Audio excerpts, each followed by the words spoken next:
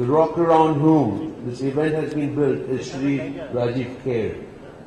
He has directed us and be the person on the ground who has got all the strands together. A very warm welcome to you, Shri Kher.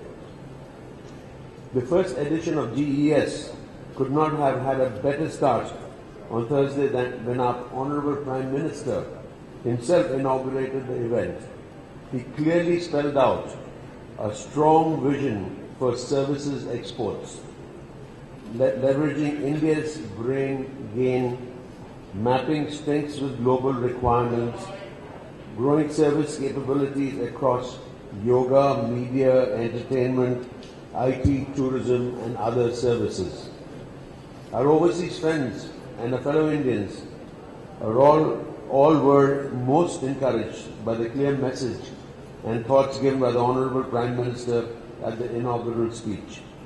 Over the last 2.5 days, the many seminars and meetings at GES deliberated on the vision given by the Honorable Prime Minister, focusing on how we work together to take it forward.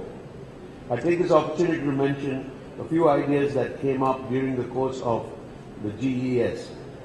India may consider instituting a single nodal agency for strategy, marketing, and brand building in the future. Such an agency would be able to map global opportunities, build synergies with state governments, identify skill gaps, and undertake a strong program for strengthening awareness overseas. Let me reiterate that CII would partner in this initiative to help make India a powerful player in the global services domain. Many more thoughts and ideas came up during the deliberations in the last 2 days. We will compile them and share them with the government. Once again, a very special welcome to our Honorable Finance Minister, our Honorable Commerce and Industry Minister, and all our guests here to this valedictory session. Thank you very much.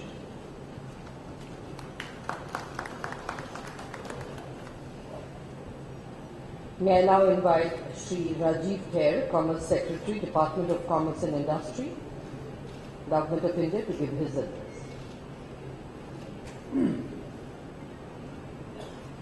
Honorable Finance Minister, Honorable Minister for Commerce and Industry, Mr. Sumit Majumdar, Excellencies, distinguished ladies and gentlemen. It's my pleasure to welcome Honorable Finance Minister at this valedictory event for 3 days global exhibition on services.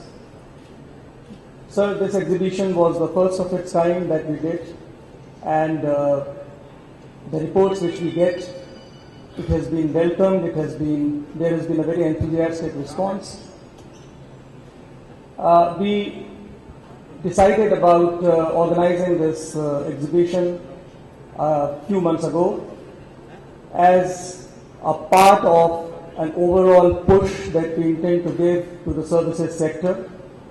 As sir, you would appreciate that services constitute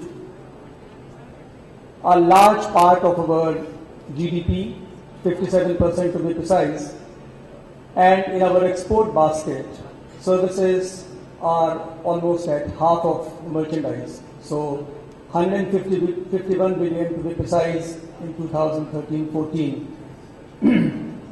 A large part of this services exports is taken away by the information technology and enabled services. Our perception has been that we require an approach which is much more intensive in an external sense. Our reliance on information technology services has been overwhelming, while our strength continues to be information technology and enabled services. It is also important that our capacities and strengths in information technology pervade through the rest of the services sectors. And I think that is a significant part of our services-related strategy. Besides, there are several other sectors which are here on display, such as tourism, which is yet underexploited, healthcare, which has a huge promise, telecom, logistics, which is much underutilized at present. There is a huge capacity available, and there is a significant amount of domestic work that requires to be done, both in terms of investments, in terms of strategies. And then there are professional services and business services, where we have a lot of capacity which needs to be strategized and infused into the global value chains. So we have a very strong bouquet of services of our strength, and the whole idea behind organizing this exhibition was to get all of these 10 in numbers services sectors on the trade promotion platform. There are events organized specifically dedicated to specific sectoral services, particularly information technology and tourism.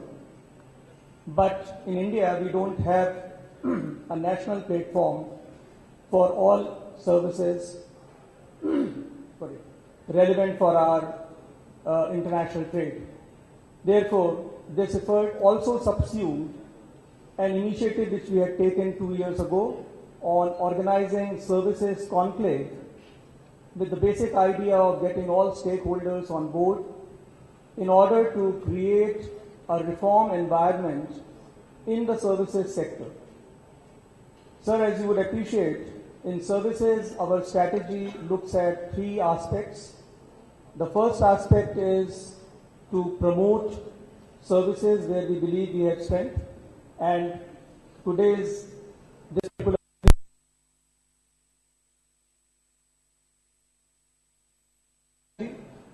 the second, which is extremely important and somewhat difficult and cautious, is the internal reforms that are required in the services sector to unleash the potential that India has in all of these services areas.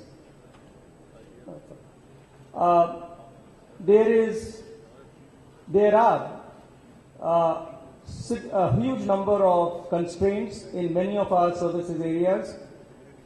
You are aware of the kind of constraints which we have in the legal services area, in education, and in several other areas. The Department of Commerce is seized with a task for trying to bring about all of this reform agenda in the government's decision-making process, and we have been working on it. We have, sector by sector, we are picking up this process. So that is our second part of our strategy. And the third part of strategy, which we have unveiled recently in our foreign trade policy, is to effectively incentivize exports of services from India. This time in the foreign trade policy, we have tried to make services-related incentives more effective and efficient in comparison to the earlier years, and we expect that this will bring good results. So with this 3-pronged strategy and an overall approach of market and product diversification, we propose to garner a larger share of services in the global trade, which at present is at 3.2%, in an overall global trade of services of $4.8 billion. India's share is $151 million. So GES is one initiative which we believe is a strong component of our overall strategy on services. In this context, sir, there have been an encouraging participation in this exhibition. We have more than 350 exhibitors. We had more than 63 countries which participated. We had about 39 countries putting up their stalls, a large number of business delegations coming in, and about 2,500 business-to-business meetings organized. Generally, the mood was upbeat, and from yesterday's experience and today's, I can very well say that with the learnings of this exhibition, for the next year, we will come better prepared and come more organized and more effective in our display of India's potential in services. We were very enthused by the fact that Honorable Prime Minister agreed to inaugurate this event, and that has very significantly encouraged the services industry Honorable Prime Minister has not merely inaugurated the event but has given themes and lines for us to pursue. There are two perspectives on the way we propose to pursue our trade agenda on services. One is looking at the modern services and how they complement our initiatives in the area of Make in India, Digital India and Skills India. And another, which is a relatively, I won't say neglected, but a relatively less attended area of commercializing traditional Indian services and arts, which includes Ayurveda, Indian traditional music, and so on. So there is a huge work ahead of us, sir, and we propose that as a follow-up to the Global Exhibition on Services, we will take up this agenda in the right earnest and bring it on the government's basic platform for reforms and for further work. I would thank you, sir, for gracing this occasion.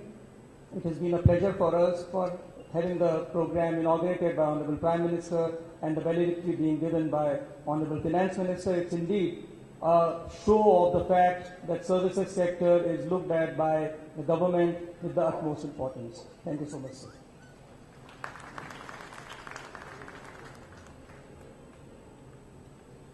Ladies and gentlemen, we now showcase two films, short films.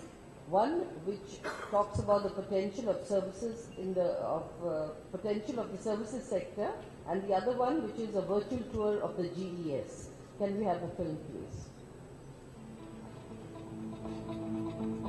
Global Exhibition on Services, a platform to intensify India's engagement with the world's services economy. Leader in IT telecom services exports, solutions provider for diverse needs. Mountains and beaches, forts and temples. India, a destination for all seasons and all reasons. Leader in pre-production technology and animation, special effects, attractive shooting locales. Large pool of medical professionals, specialized services and cost-effective treatment. Meeting the needs of business and Make in India through advanced logistic solutions. Leader in specialized services such as accountancy, architecture, legal and nursing. Centers of excellence in higher education, provider of distance learning opportunities. Global hub for R&D with best in contract research and engineering. Cost-effective innovations for space missions, growing indigenous capabilities. Robust and thriving SME sector contributing to employment and economic development.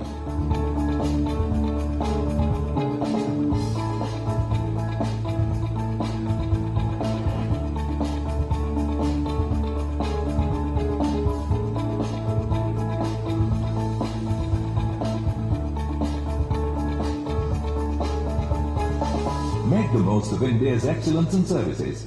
Let's join hands and partner for shared prosperity.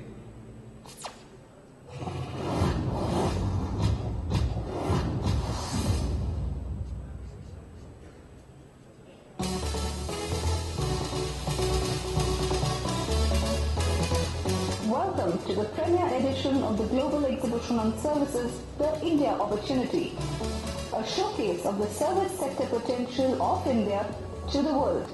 Inaugurated by the Honorable Prime Minister, Shri Narendra Modi.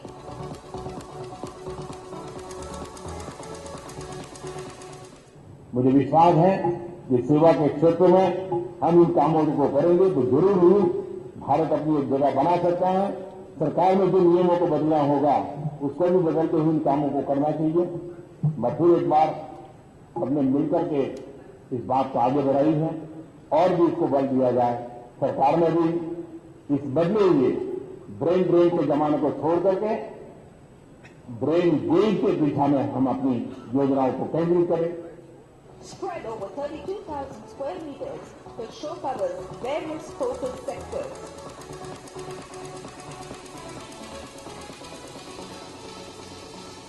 The IT and telecom sector in India is 146 and 400 billion US dollar industry respectively. GES provides a platform for both the established and the new players to showcase their talent and do business with global players. Tourism is a big industry in India, pegged at US dollars 116 billion, and GES showcases the best of incredible India. The Indian media and entertainment industry is a $21 billion industry.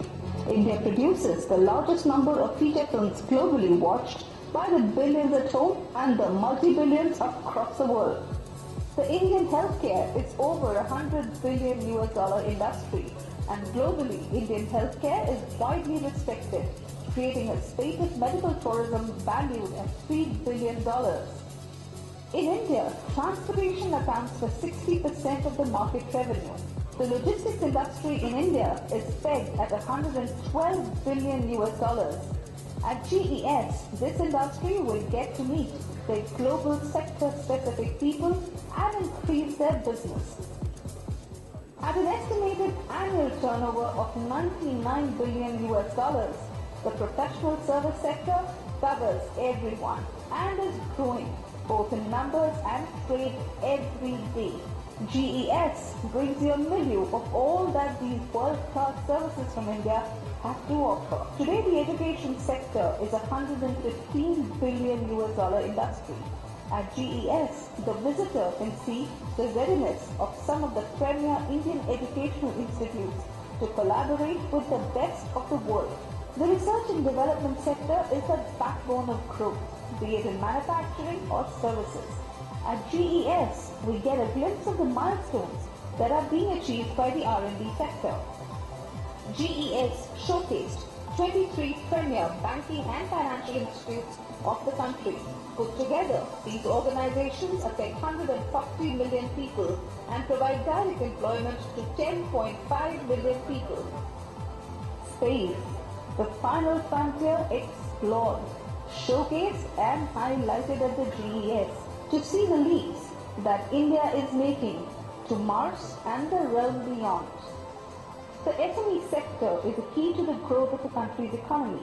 This sector employs 1 million people every year. Today, it is integrating itself with global value chains at a fast pace, and we present here their prowess in the service sector.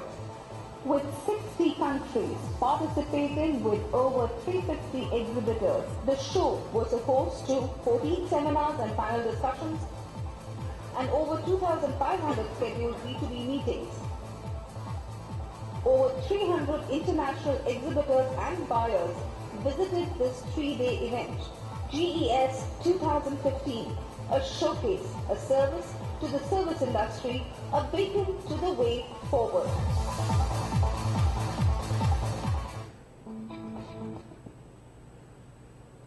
May I now invite Srimati Nirmala Sitharaman, Honorable Minister of State for Commerce and Industry, to give her special address.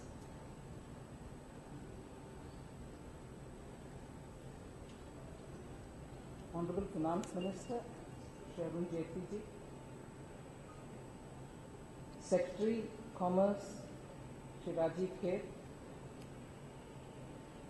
and Shri Sumit Mazumdar from the CIA, and the distinguished gathering here. It gives me immense pleasure to be part of this gathering today, and also makes me feel extremely motivated and proud that the Prime Minister inaugurated this great event. And today we have the Finance Minister as a part of the Valedictory gathering. From next year, as was announced before, we shall be holding this as an annual event, annual global event, in February. And although we could have waited for the next year to start the whole event, notwithstanding the fact that April is not the best of the times to be in Delhi, we certainly wanted to launch it this year, and therefore it has happened between yesterday, today and day before yesterday. Because India's strength in services, India as a leader or provider of services, is well acknowledged all over the world, and the advantage that we have is something which we wanted to showcase, and other than showcasing it, we also wanted to serve as a platform to receive and to share our experience with the experiences of other countries in the service sector, and therefore it was just not an Indian event, it was a global event, and I'm very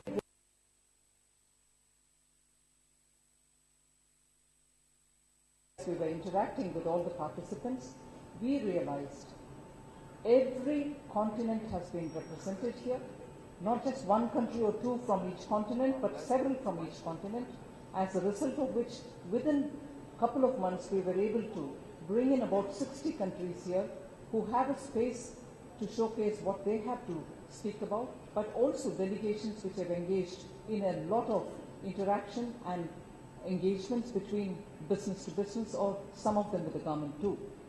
So it is something which has made a very big impact, and we're very grateful for the enthusiastic participation of all those who have come over here, not just IT and IT-enabled services, but people who represent tourism, logistics, education, research, DRDO, which is here, which has also apparently signed an MOU with the government of Ukraine.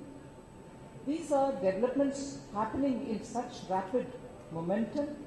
We seem to have got the right spirit and also the right mood during the 3 days of Global Exhibition on Services. The Prime Minister's speech, as the Secretary referred to, also just didn't inaugurate the program but gave us a lot of ideas where the focus on supporting services sector in India should happen. As it is, services sector contributes more than 150 billion US dollars to the Indian revenues. It more than makes up, of course not completely, but more than makes up for the trade imbalance which arises out of the merchandise trade, and it is therefore a sector which has immense potential which has still not been fully tapped. And this meet and thereafter, also supported by the foreign trade policy in which we have come up with a special scheme for supporting exports of services. All put together, I hope we will be able to double the income that services sector can bring into India in the next 4 years. Without much ado, I would certainly want all of us to hear what the Finance Minister has to offer for us, and also to guide us on how we can have services lead all the way in improving the trade balance of payment and also to increase the component of services in our exports. As it is, we have announced that from the next year we are going to have this as an annual event, and that it will be held in February. I'm glad to announce before the Finance Minister that the date for the next Global Exhibition on Services is being announced. It shall be held between 24th and 26th of February 2016. And I hope all the participants who have come this time around, and also those new who have not had an opportunity because of the short span of time that we have given to this time, would find it appropriate and also convenient to participate the next time, now that the dates are announced well in time.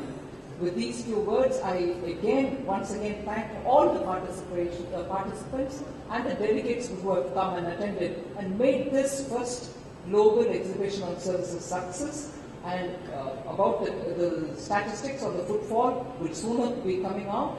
But with these words, I'm immensely grateful for the all-round support. I thank the CII who have taken a lot of time and energy to make this a success. And I also thank the Commerce Department in my ministry, which has spent a lot of time and energy in putting this together. Thank you very much for all your effort. I shall invite the Finance Minister to address the Cabinet.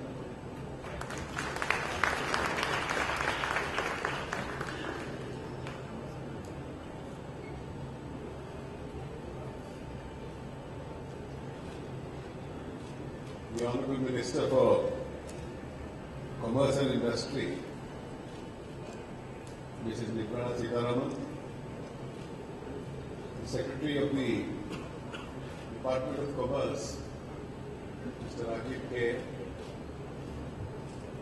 President of the CII, Mr. Sumit Majumdar, ladies and gentlemen.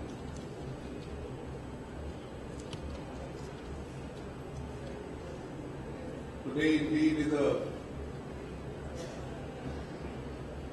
both a challenging and a solemn day because a significant part of our country and more particularly Nepal has been very seriously affected by a natural calamity. Our hearts would go out to all those who suffered both in terms of life, injury or property.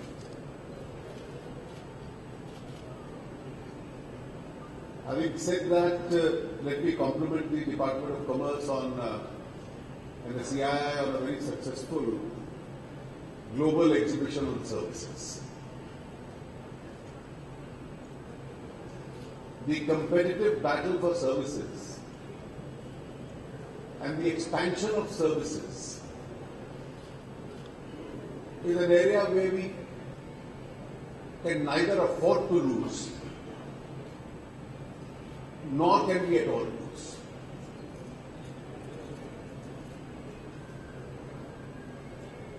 Other sectors of the economy present several strong challenges to us. For agriculture, you need land, you need water, you need other resources, you need to still hugely irrigate your lands. For manufacturing,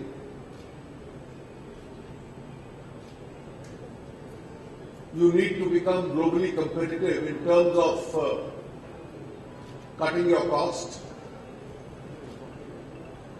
You need competitive interest rates and cheaper availability of capital.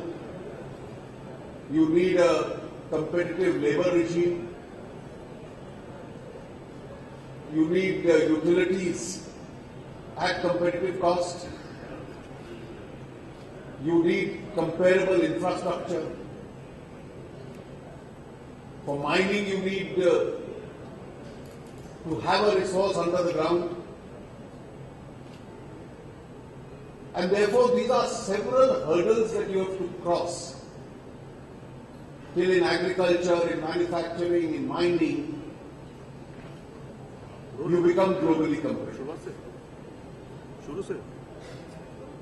But services has to be more easily India's territory.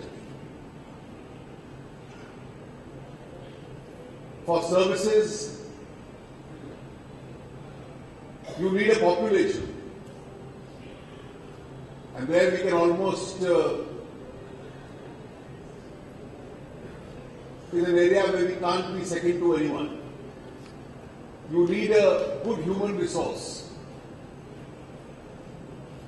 Therefore, both the hands that provide the service, the mind that thinks of the services, and that section of population to which the services are provided has to be large in number. And that is something which is very easily available in India.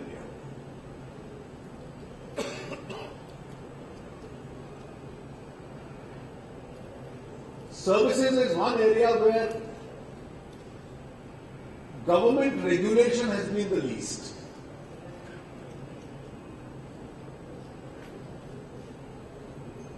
We've seen a tradition in our country and we are trying to break free of those conceptual norms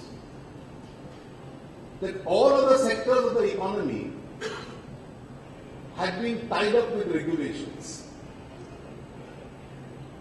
Relatively, services was more free. And therefore, if people want to expand, service sector did provide them an opportunity to unleash their own energies. Services is not entirely dependent on infrastructure. And therefore, despite an inadequate infrastructure, this was one sector where we could still grow. And therefore, now with improved infrastructure, you can probably grow faster. And services is one area where you are expanding and chartering into new territories. And creation of those new territories depends on the creativity of human mind.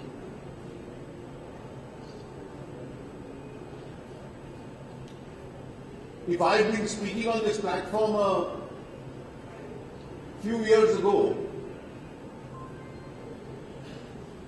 probably my speech would have been entirely different. Today, and look at the change that has come in the last couple of years, literally the last few months. Who is the largest retailer in the world?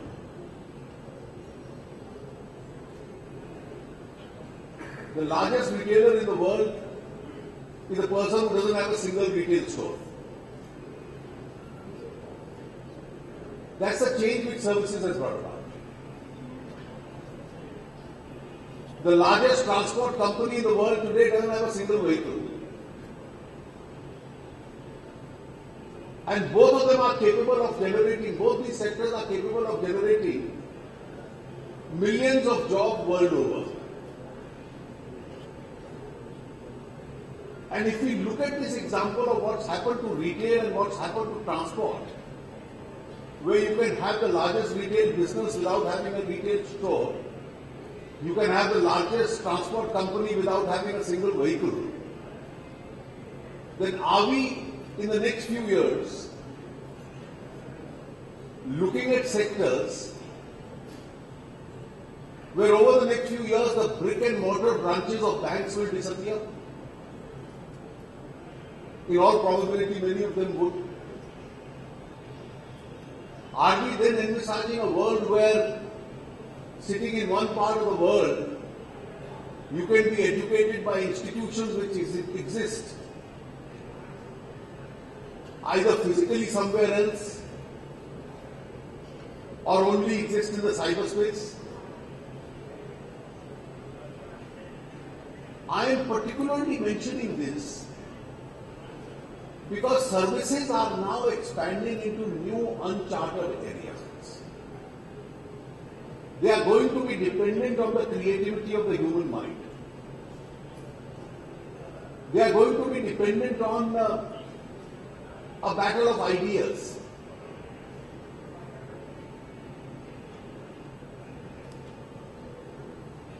You now have a company which is world over. You just have to get onto the relevant app, and in half an hour your lunch or dinner could arrive from the choices of your restaurants and eating places. So kitchens may well become, at least in developed part of the world, in cities, dispensable institutions. In some parts they are becoming. And therefore this is how the field of services is going to change. And one thing let us keep in mind, what has stopped India from realizing its full potential is that we see too many conspiracies. And therefore when new areas are chartered, there are many minds which work overtime to find out where the problem is and how it can be stopped. And when we stop these areas, we are actually falling behind as far as the world competitive economic battle is concerned. And I think today, how do I stop, how do I delay? This is a mindset which we have to put behind us. And in a country where 1/6 of the global population lives, and a country which is going to be one of the largest recipient of services, therefore should be one of the natural creators of that service. And what is 57% of your GDP today, its own volumes would therefore are bound to expand.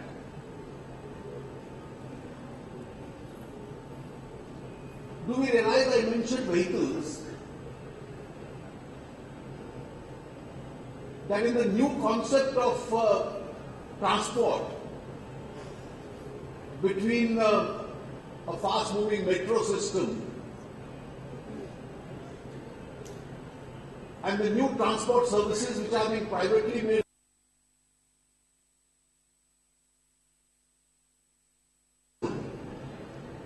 are we then going to enter into the era of pooled vehicles? Maybe save on fuel, save on drivers, save on parkings, save on investment into a vehicle. And jobs being created for millions who are providing those services. Therefore, the idea can never be, how do I stop so and so? The idea is these are services which will flow. And these are services which will defy prohibitions. In a large number of professions, we still haven't opened out. But I can see right in front of my own eyes the outsourcing in those professions has resulted in creating job opportunities as far as India is concerned. So officially and that is where, since the Department of Commerce also looks after sectoral limits, at times some of those limits will be defined by technology. Let me give you an illustration. When I can read every global newspaper on the net, on my iPad and now on my smartphone, how does it make a difference whether I can lift a physical copy and read it or not? So our sectoral limits have been defined by technology. I can see every foreign channel through the satellite. So our sectoral limits really do not matter in those areas. I see hundreds of lawyers in Delhi, Mumbai and Bangalore typing out opinions and preparing documents and sending it to their counterparts internationally. But we officially don't allow any foreign collaborations. So technology and this battle of ideas has defied all areas where we've been slow to grow. I think we have to realize a fundamental principle. What has changed between 1989, 1990 and today? I remember both Birbalaji and Mr. Kher now deal with the WTO. In 89-90, I used to find written on the walls of Delhi asking Mr. Duncan to go back. And the fear at that time legitimately was that these are all institutions which are being created because the economy is so centered that it's going to be the United States, it's going to be Western Europe, which wants to dominate the global markets. They want their products and services to dominate the global markets. And therefore, their products and services which dominate the global markets are going to capture the world. Our products will disappear, our services will disappear, and therefore we must not fall into this trap. I think the first script was rewritten by China. And then the other Southeast Asian economies joined in that script. If not in manufacturing, in services, India also joined in that. And the new script was based on the principle that ultimately it is the consumer's choice that matters. The consumer will decide what products he wants to buy and what services he wants to utilize. And consumers are not fools, consumers are intelligent people. So consumers will buy products which are of good quality and at cheap cost. They will hire services which are both cheap and of good quality. As a result of which manufacturing shifted to China. And then in small ways it has shifted to other parts of the world. And one of the reasons why the stalemate in WTO has existed in the last 1.5 decades is that this script got changed. And in the new script, if you were to completely open out services, except commercial services, banking and financial services, or except manufacturing in high technology areas, it's the low-cost economies which would have dominated the global scene. And therefore, the traditional powers decided to put all the negotiations on the back burner.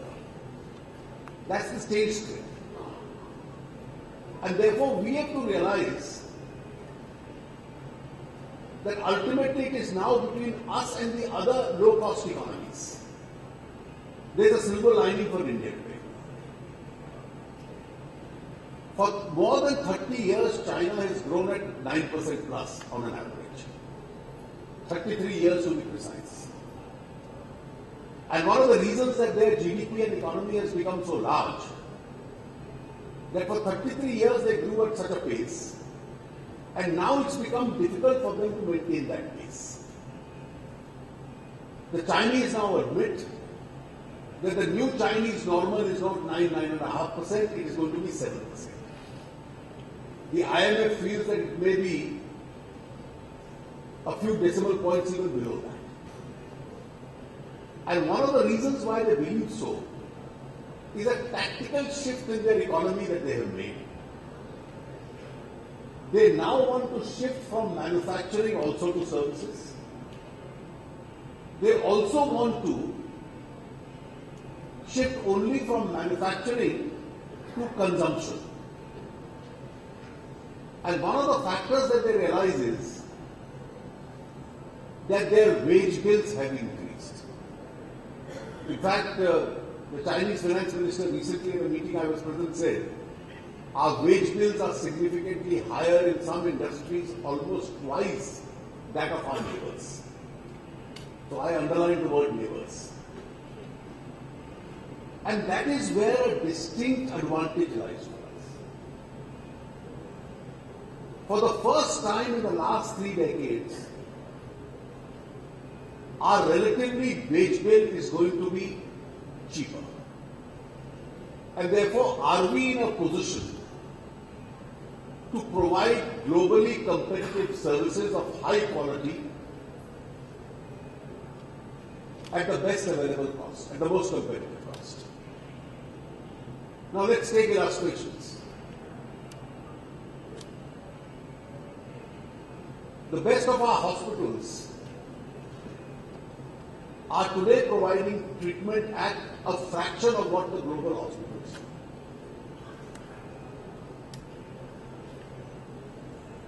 But it took us 10 years to decide what our insurance policy is going to be. Between 26 and 49, the Indian political system, of which I am a part, was guilty of obstructing the growth in the sector. Because we thought that the country can do it. What's there if we take a decade to take a decision?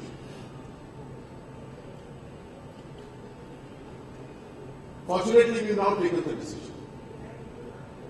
So with an adequate backup, ourselves in the country which will grow in coming times, do we or do we not need the expansion of the best hospitals in the country? If our doctors produce out of this system can run the health service in the United States and in Britain. I'm sure the same gentlemen are doing a very good job in India also. Today's newspapers report that while not being so open on the visa policy, the US government still has decided that we need to smuggle in a few more Indian doctors. So they are going to be liberal in terms of visas to the Indian doctors. Because they need human trained minds.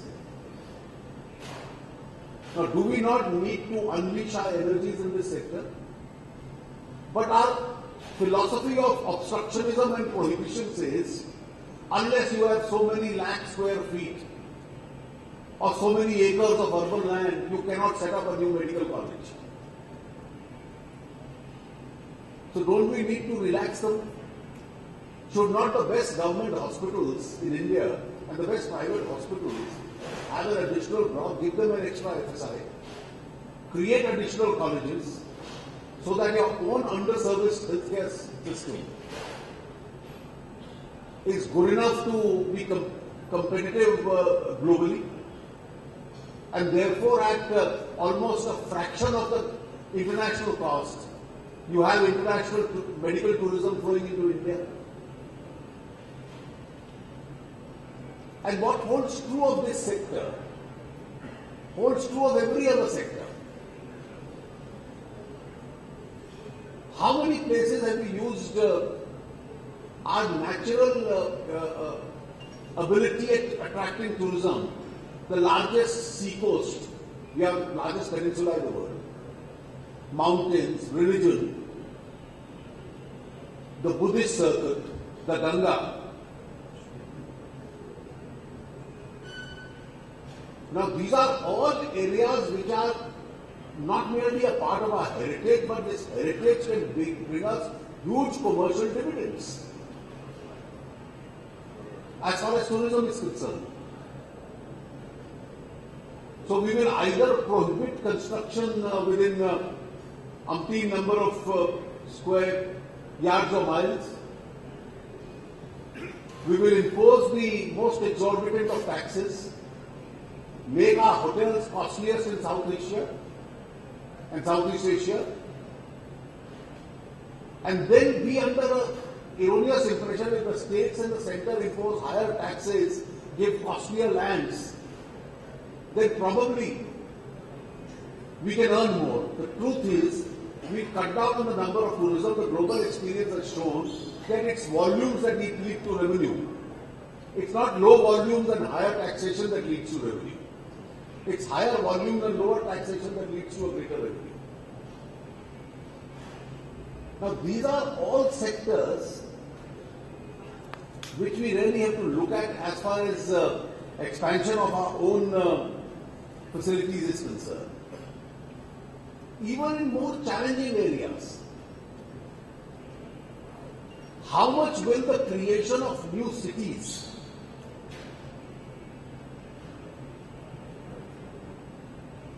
lead to the expansion of the services network in this country? Every new smart city will involve construction, it will involve IT facilities, it will involve education, it will involve retail, it will involve every kind of healthcare and other services. Financial sector complexes. I recently had an opportunity 2 weeks ago to inaugurate the gift city at Gandhinagar in Gujarat. Now Gujarat did it first, but there is no reason why such a financial sector hub and international SEZ should not be available in Mumbai at the Bandra Kurla complex. That's a natural home for such an activity. And the number of jobs it can generate, the amount of revenue it can generate, probably is going to be extremely large. And therefore, I think the next point that we have to understand that when next year in February you have this global exhibition, and I'm glad you made it an annual feature. This is our area of core strength. We have the ability to provide services cheaper. identify those areas where services are not cheaper in India. And we go to each one, to us in the central government, to the state governments, that these are the areas to address where from education to healthcare to IT to professions, these are going to be generator of huge number of jobs in India, and therefore this is what we owe it to the present India and to the future India. And I am sure there would be similar arguments available for manufacturing and agriculture, where existing status quo really needs to be cracked and a new situation exists. But I have not the least doubt that the emphasis that you are making on the services sector with each year's exhibition, it's the curiosity and the creativity of the human mind which will generate new sectors and probably make India a much better place to live in. Your exhibition has been a grand success, and I'm sure it will be on a mega scale in the years to come. Thank you very much.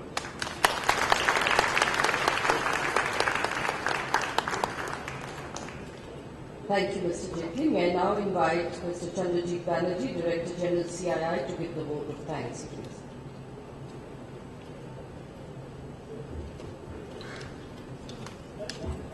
Honorable Finance Minister, thank you very much for that very typical of you, or your eloquent speech, giving the changing paradigm of the services sector and the challenges ahead, the challenges for the service providers, and the changing behavioral patterns of the consumers. I'm sure you also spoke about several policy challenges, and with you at the helm of the policy framework for the country, you at the helm of the economic policy framework for the country, we are sure that we are going to get an enabling framework to really make possible the dream that you talked about for the services sector of India to have the reasonable pie, reasonable share of the pie of the services sector in the globe.